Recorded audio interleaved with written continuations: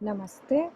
अभी तक हम कविता पढ़ रहे थे गॉड मेड द कंट्री, जो आपकी किताब में दी गई है, पैनोरामा किताब में। इस कविता के कवि है विलियम काउपर। और इस कविता में पहले वीडियो में इस कविता के कवि के बारे में थोड़ा बहुत जाना था और कविता के बारे में जाना था थोड़ा बहुत। फिर हमने इस कविता की ग्लॉसरी यानी जो शब्दकोश है, जो नए नए शब्द है और उनके मतलब समझे थे। फिर हमने कविता को लाइन बाय लाइन पढ़ा था समझने के लिए कविता में बोलना क्या चाहती है। तो गॉड मेड द कंट्री में हमने ये समझा कि जो कवि है उनको क्या लगता है कंट्री। कंट्री का मतलब मैं वापस बता रही हूँ उस वीडियो में। कंट्री मतलब प्रकृति, नेचर, गांव का जीवन। इस चीज़ को हम कंट्री बोलते हैं अंग्रेज़ी में। कंट्री शब्द को, जिसका मतलब देश भी होता है, जैसे भारत एक देश है, भारत एक कंट्री है। कंट्री शब्द इंग्लिश में, अंग्रेज़ में प्रकृति, कुदरत, जो वो वाला जो हिस्सा होता है एक जगह का कि शहर के बाहर जहाँ बहुत खेत होते हैं, उस एरिया को भी कंट्री बोला जाता है। तो दो चीज़ों की तुलना हो रही होती है गॉड मेड द कंट्री कविता में। जो एक है सिटी लाइफ, यानी जो शहरों में रहते हैं और शहरों की तुलना हो रही होती है कंट्री लाइफ, यानी जो गांव में रहते हैं, जो खेतों में रहते हैं, जो प्रकृति और कुदरत के पास रहते हैं, उन जगह। तो चलिए अब इस वीडियो में हम क्या करते हैं, प्रश्न उत्तर की चर्चा करते हैं, जो प्रश्न आपकी किताब के पीछे दी गए हैं। तो पहला प्रश्न क्या है? पहला प्रश्न है, why does the poet believe that God made the country? इसका उत्तर ये होगा कि हमने जो कविता पढ़ी थी उसमें हमने ये समझा था कि जो पोएट, जो कवि हैं, उनको ऐसा क्यों लगता है कि जो कंट्री है, कंट्री साइड है, जो प्रकृति कुदरत है, वो भगवान ने बनाया है। ये इसका उत्तर ये होगा कि उनको ऐसा लगता है क्योंकि कवि को लगता है कि कंट्री साइड, जो कुदरत, प्रकृति, खेत, गांव वगैरह, ये सारा परफेक्ट है। परफेक्ट मतलब सबसे अच्छा है। तो इसलिए उनको ये विश्वास है कि भगवान ने ही बनाया होगा ऐसा कुछ जो सबसे अच्छा है। वो ये कहते हैं कि how the poet appreciates the natural beauty found in the country side, यानी जितनी सुंदरता, जो नेचुरल सुंदरता है, जो वैसे ही थी, जो किसी भी इंसान ने कुछ उसके साथ उबड़ खाबड़ नहीं करा है, वो सब जो कंट्री साइड में, यानी जो गांव में खेतों में मिलते हैं, वो कहते हैं कि वहाँ पे सारी अच्छी चीज़ें, that all good things like health and virtue, या फिर कविता में लिखा हुआ है, सारी अच्छी चीज़ें जैसे हेल्थ यानी स्वास्थ्य, एंड वर्च्यू यानी अच्छे गुण, वो सारे सिर्फ कंट्री साइड में ही पाए जाते हैं। सिर्फ प्रकृति कुदरत में ही ऐसी अच्छी चीज़ें पाई जाती है। He also talks of the idleness that city dwellers indulge in, यानी he also talks of the idleness, idleness यानी आलस्य, आलस में रहना और कुछ काम नहीं करना। और तो वो कहते हैं कि जो सिटी ड्वेलर्स हैं, जो शहरों में रहते हैं, वो कैसे आलस में रहते हैं, कुछ काम नहीं करते हैं, तो उस बारे में भी बात करते हैं। इंडल्जन का मतलब वैसा ही काम करते रहते हैं, लाइक कुछ अच्छी चीज़ नहीं पर ये वही कर रहे हैं। And harm that they are likely to cause, यानी और जो वो हानि करना चाहते हैं, कर पाते हैं शहरों में रह के, तो वो शहरों के बारे में थोड़ा तुलना करके बोल रहे हैं कि शहर इतनी अच्छी जगह नहीं है। वहाँ पे या तो हम सिर्फ आइडलनेस में रहते हैं, यानी बस आलस में रहते हैं, इतना कुछ काम नहीं करते हैं जितना काम गांव वाले करते हैं, या फिर हम हानि कर रहे होते हैं, यहाँ पे हार्म कर रहे होते हैं बहुत। Through this the poet comments on the negativity and materialism of city life, यानी इसके द्वारा कवि जो है, कमेंट करना मतलब किसी चीज़ पर अपनी राय देना, तो राय देते हैं। नेगेटिविटी मतलब बुरा भला, मतलब बुरी चीज़ें, हानिकारक, ऐसा मान सकते हैं कि जो नेगेटिविटी, जो सब मतलब बुरी चीज़ों के बारे में। एंड मटीरियलिज्म, मटीरियलिज्म क्या होता है, यानी ऐसे लोग जिनको सिर्फ दौलत शौलत या चीज़ों से ही मतलब हो, उनको किसी गुणगान, वर्च्यू से कोई मतलब ना हो। तो सिटी लाइफ मानी शहरी ज़िंदगी में ऐसी चीज़ें ही मिलती है, सिर्फ मटीरियलिज्म और नेगेटिविटी होती है। That he believes is encouraged and built by man, यानी पोएट को, कवि को लगता है कि ये सब बढ़ावा, मतलब शहरों में रहने पे इन गलत चीज़ों पे बढ़ावा पड़ता है। ऑन द अदर हैंड, मतलब दूसरी ओर पे कंट्री साइड जो है, यानी जो गांव में रहते हैं, वहाँ पे सब कुछ अच्छाई से भरा है, is full of goodness with people who lead, it is full of goodness, मतलब सब कुछ अच्छाई से भरा हुआ है। और वहाँ पे ऐसे लोग रहते हैं who lead simple honest lives, यानी जो साधारण सच्ची ज़िंदगी जीते हैं। untouched by the evil of materialism. Untouched मानी मतलब छुआ ही नहीं है उनको, किसने नहीं छुआ, evil of materialism, यानी अभी जो बस दौलत शौहरत ऐसी चीज़ों पर उनका ध्यान ही नहीं जाता, वो उन चीज़ों से छुए ही नहीं है। तो इसलिए कभी को लगता है कि भगवान ने ही कंट्री साइड बनाई क्योंकि वो इतना साफ सुंदर अच्छा है, जहाँ पे लोग खुश रहते हैं और जहाँ पे लोग हानि नहीं करते हैं, और कितना परफेक्ट है वो, कितना अच्छा है वो, सबसे अच्छा। इसलिए अगले प्रश्न पे चलते हैं। Why does the poet believe that man made the town? अब एक प्रश्न पूछ रहा है हमें उल्टा, जो पहले प्रश्न पूछ रहा था कि why does the poet believe कि भगवान ने कंट्री साइड बनाया था, ये प्रश्न पूछ रहा है कि why does the poet believe कि इंसान ने टाउन यानी शहर बनाए। तो ये पहले प्रश्न की तरह ही इसका भी उत्तर जाएगा, बस थोड़ा ऊपर नीचे उल्टा हो जाएगा। तो यहाँ पे होगा कि poet believes that man made the town because of its materialistic nature, यानी जैसा अभी हमने पढ़ा कि कभी को लगता है कि इंसान ने शहर बनाया क्योंकि इतना लोगों को बस दौलत शौहरत की वहाँ पे वो है, मतलब उनको उनको उनका मतलब सिर्फ काम, मतलब उनका मतलब सिर्फ पैसा और चीज़ों से है, और कुछ किसी वर्च्यू या किसी अच्छे गुणों से नहीं है। He talks of the idleness that city dwellers indulge in, यानी आलस्य में रहते, कुछ काम नहीं करते हैं। City dwellers, dwellers यानी जो निवासी, dwellers का मतलब निवासी, मतलब जो रहता है वहाँ, and the harm they are likely to cause, और जो हानि वो करेंगे वहाँ पे। He believes if city dwellers come to the countryside, they will lead happier, simpler lives and not be motivated to do harm. कभी को ऐसे लगता है कि अगर जो शहरों में रहते हैं वो आके मतलब गांव में रहने लगे तो वो ज़्यादा खुश, ज़्यादा साधारण ज़िंदगी जिएंगे और इनसे कोई हानि नहीं होगी, फिर कुछ गलत काम नहीं करेंगे। Through this, the poet comments on the negativity and materialism of city life. तो ये सब बोलते बोलते फिर हमें समझ आता है कि कवि अपना राय दे रहा है कि शहरी ज़िंदगी बहुत नेगेटिव है, बहुत ही गलत सी है, सिर्फ हानि होती है वहाँ पे, बहुत मटीरियलिस्टिक है। मटीरियलिज्म या स्टिक मतलब इसका मतलब बस दौलत शौलत, बस चीज़ों से या पैसों से मतलब है। ऑन द अदर हैंड दूसरी ओर पे the poet appreciates the natural beauty found in the country side, यानी इस प्रश्न उत्तर में आप देख रहे हैं हम बस पहले उत्तर को ही थोड़ा ऊपर नीचे कर रहे हैं क्योंकि ये एक तरह से दोनों बस ये पूछ रहा है कि एक ही चीज़ पूछ रही दोनों, तो बस हम उल्टा सीधा कर रहे हैं थोड़ा इधर।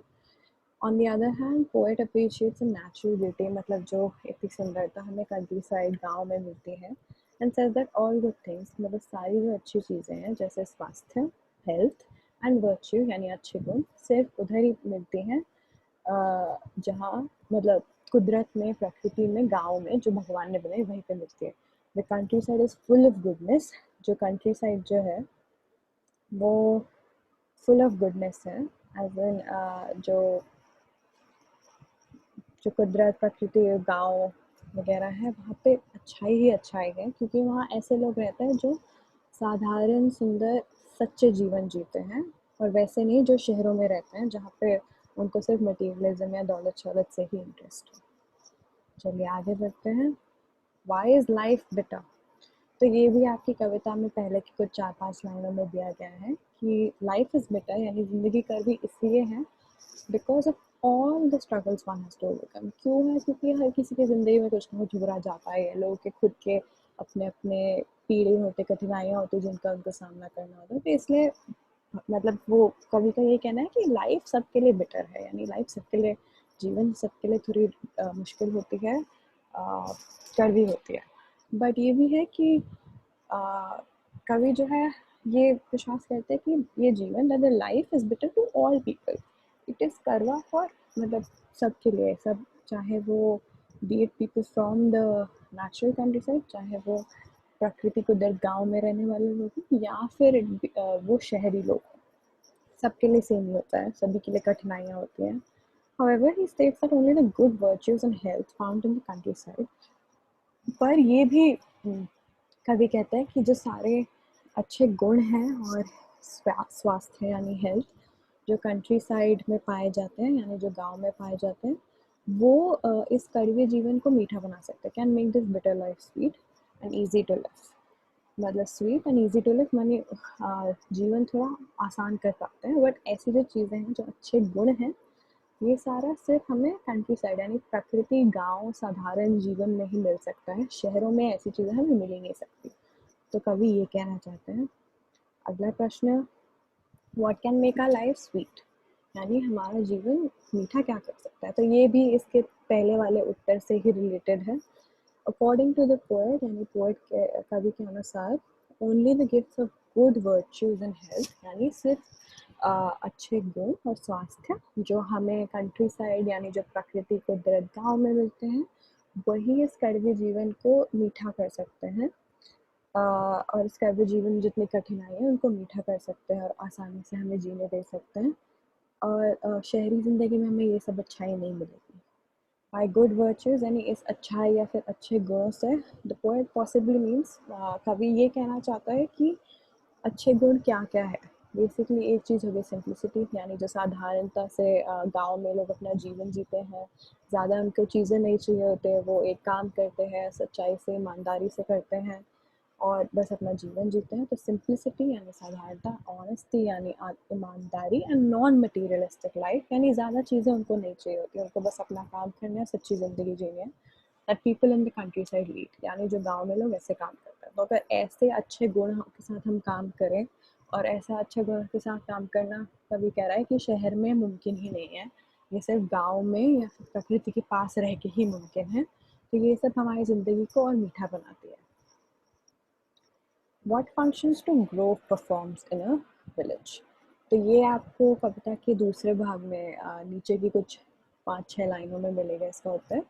ग्रोव यानी बागीचे, तो ये बोल रहा है कि गांव में बागीचे का क्या काम है। फंक्शन यानी कुछ काम।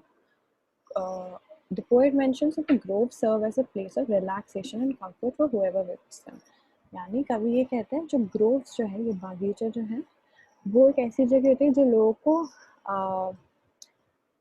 को सहायता देती है एक तरह से, कि उनको रिलैक्स कर देती है, उनको आरामदायक तरह से रिलैक्स कर देती है, उनका ख्याल रखती है एक तरह से। जो भी आता है वहाँ पे, द काम cool and tranquil state. Tranquil शब्द का मतलब होता है काम या पीसफुल यानी शांत। तो ये जो शांत, ठंडी, पीसफुल जो शेड है, जो परछाई है बागीचे के पेड़ों की, वो कंसोल करती है। कंसोल यानी कंफर्ट करती है, यानी ध्यान रखती है एक तरह से, दिल बहलाती है उन लोगों का जो वैसे वॉन्डरर्स हैं, जो यहाँ वहाँ घूमते हैं, जो सैड और पेंसिव होते हैं। पेंसिव यानी हमने पढ़ा था, यानी ऐसा होना कि बस अपने मन में रहना, बस बहुत, क्योंकि आप इतना उदास हो जाते हो तो बस मन में सोच रहे होते हो। कि ऐसे लोग जब आते हैं इन बागीचों में, उनको अच्छा लगता है। Giving them a place to think, वो रुक के फिर आराम से ठंडी छाई में रुक के सोच सकते हो। तो एक ऐसी जगह जो लोगों का ख्याल रखती है एक तरह से।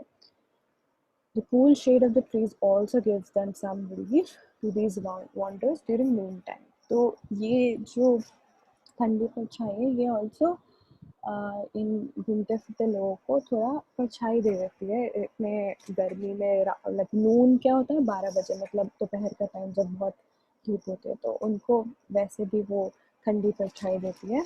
It can be said that the groves are space for lost wanderers. तो ये एक ऐसा कहा जा सकता है कि जो ग्रोव्स हैं यानी जो बागीचे हैं, वो एक ऐसी जगह है ऐसे खोए हुए लोगों के लिए, जो यहाँ वहाँ भटकते रहते हैं, उनके लिए, कि वो रुक के सोच सके अपने जीवन के बारे में, and can search for answers in their lives. यानी अगर उनको कुछ भी खटक रहा है मन में, कुछ भी वो समझने की कोशिश करें अपने बारे में, तो वो वहाँ इन ग्रोव्स में रुक के सोच सकते हैं। What are the birds scared of? Explain, यानी पक्षियों को, चिड़ियों को किस चीज़ का डर है? Explain, समझाइए। The poet explains that the songbirds who sing melodious tunes are scared of the loud man-made songs of the city. तो ये भी आपकी कविता की लास्ट के आखिर कुछ लाइनों में इसका आंसर मिलेगा। कि ये बोलते हैं कि कवि बोल रहे हैं कि जो पक्षियाँ हैं वो अपने जो सुंदर गाने गाती हैं, सुरीले गाने गाते हैं, वो इस चीज़ से डरते हैं जो शहरों के आर्टिफिशियल मैन मेड सॉन्ग्स होते हैं, यानी जो शहरों के गाने होते हैं, जो हम गाने रिकॉर्ड्स पे सुनते हैं या टीवी पे सुनते हैं, उन चीज़ों से डरती हैं। ऐसा क्यों? क्योंकि देयर हारमोनियस ट्यून्स, यानी उनके सुरीले गाने, आर ओवरशैडोड हार्शली। ओवरशैडोड यानी उनके सामने कुछ आके उनको छुपा रहा है। तो हार्शली मतलब बहुत गंदी तरह से जो आर्टिफिशियल गाने हैं जो इंसान बनाता है, ये कुदरत के नेचुरल या कुदरत के भगवान दिए गाने जो ये पक्षियाँ गाते हैं, उनके सामने आके उनको ख़राब कर देता है। Through this the poet is also commenting, यानी इसके द्वारा कवि ये भी बोल रहा है, अपनी राय भी ये भी दे रहा है कि fake and overpowering effect of city life, यानी शहरी ज़िंदगी इतनी नकली है, एक तरह से हम गाने नकली बना रहे हैं, जबकि कुदरत ने हमें इतने अच्छे नेचुरल गाने दिए पक्षियों के द्वारा। ओवरपावरिंग यानी वही कि किसी चीज़ के सामने आके उसको पूरा दबोच लेना एक तरह से। एंड ऐसी सिटी लाइफ जो है, यानी ऐसी शहरी ज़िंदगी, that has no record for the simplicity of rural life. यानी वो रूरल लाइफ, यानी रूरल का मतलब होता है गांव, गांव की ज़िंदगी, रूरल लाइफ की जो साधारणता है उसको पूरी तरह सिटी लाइफ दबोच लेता है। चलिए, अब इस वीडियो में हमने इसके प्रश्न उत्तर करे इस कविता के। अगली वीडियो में हम और भी जो प्रश्न उत्तर हैं, यानी जो word meanings, fill in the blanks, वैसे वाले प्रश्नों को के ऊपर चर्चा करते हैं। धन्यवाद।